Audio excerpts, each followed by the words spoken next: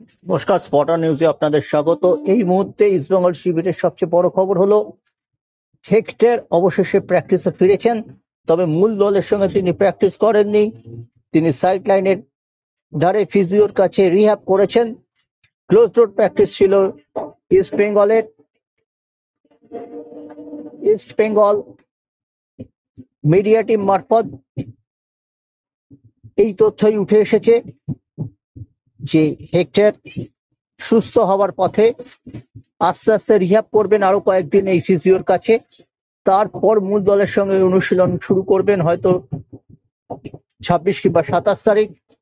তিনি যদি ম্যাচ কন্ডিশনে এসে যান তবে একটি অর্ধে 29শে নভেম্বর তাকে ব্যবহার করতে পারেন কোচ, এমনটাই জানা গেছে